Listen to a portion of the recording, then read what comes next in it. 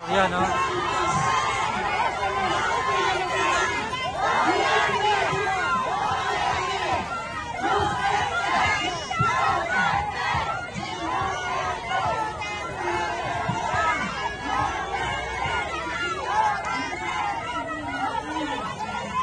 Ayan, natapatan ng mga kababayan.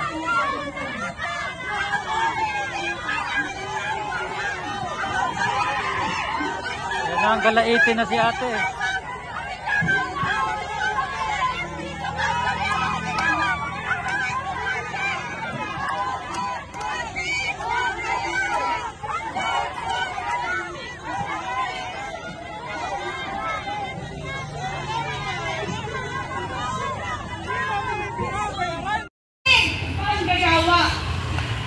Yan ang malinaw na panawagan na nagkaisa ng kalungan.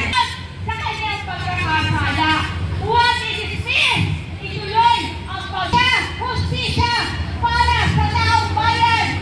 Justice! Justice! Justice for the people! Mabuhay ang mga mamamayang tumitig, tumikilos para sa katotohanan at para for the people! Sara Duterte! Ituloy ang paglilinis! Ituloy ang paglilinis! Ituloy ang paglilinis! What is this? Ituloy ang paglilinis! Kasamang Benjamin Alvero mula sa lipunan ng Pilipang Mata. Defend the Constitution! Defend! Isang maalam at maliinit na pagbati sa lahat po na nagbabasa sa iyong akin para sa demokrasya upang manindigan sa kapatiran, upang manindigan sa katotohanan. Ako po ay nandito ng mga mamaya na dahil ay ating mga bayan ang ating umulit sa ating mga bayan. Sabi niyo po na nagsalita, nakakalungkot na nandito tayo sa Republika ng Pilipinas 2025 na magbibilang mo pa rin ang mga pamilya na nakakalimutan. Hindi ba nakakalungkot na 2025 na ang batas, ang justisya ay nakakalaman pa rin sa Pilipinas. Maaaring nakakalaman kung hindi magsalita at tumilos para sa ating demokrasya. Sa hindi magkilala sa Israel ng ating Republika, siguro ay isang mahalagang aral ang Pilipinas. Ang demokrasya ay hindi nakakakot ng paraiso. Ang demokrasya ay hindi automatic na maraming mga Pilipino mula sa mga manggagawa o formal na sektor, mula sa mga kasabahan, mula sa mga profesional magkakitino na nilang oras sa lansangan para ipagtanggol ang ating demokrasya. Sa pagkakanan, pagkakatayo yan sa kapihan, hindi mo mas madalihan ang buhay. Oo, kung hindi, pagdating po nyo yung taranong, hindi ko yung niyawa at pagkakatayo. Napakadali, napakasimple ang buhay sa pagkakatayo. Kung tayo ay may mga ginawang nakakahiya para sa isang opisyal sa ating komunidad, ano ang ating gagawin? Hindi ba tayo yung matakot ng mga Pilipinas? Hindi ba tayo yung magpapalitan na yung mga excuse para lang mag-isang mga kababayan?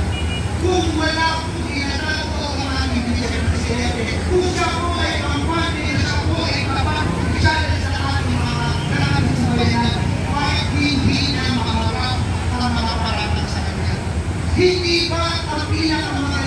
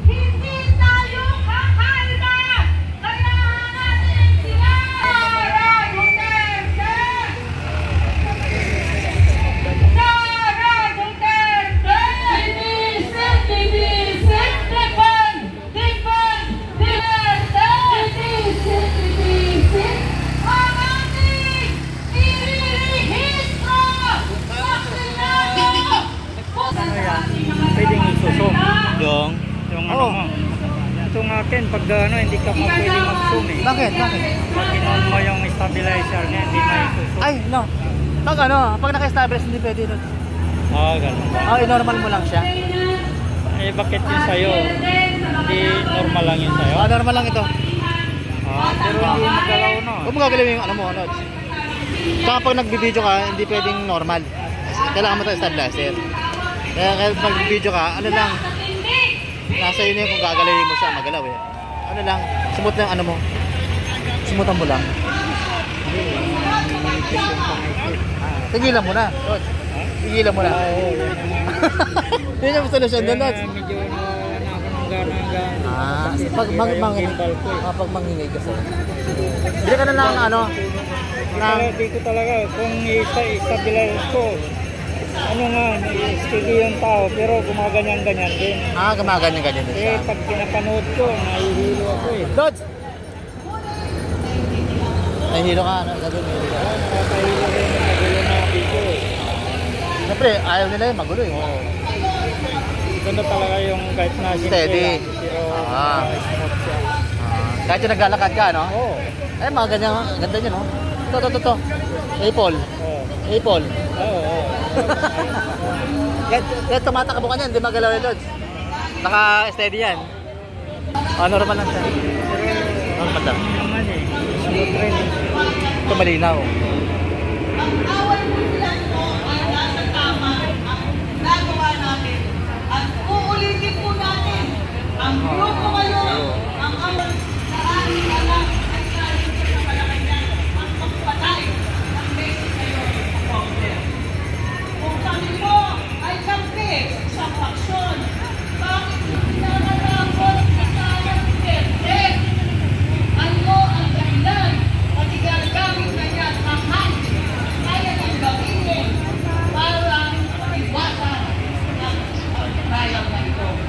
Ngayong umaga, biglang nag-isay ang pagkakataon ng mga lamang na nilabas na ebidensya at magiging ang kasibayan. Tama ba o mali ang aming akusasyon? Tanggalan nyo na mga space. Alam po namin ang mensahe mo. Mensahe po ng tuwa. Pamuti na si Black yung page eh. Tayo,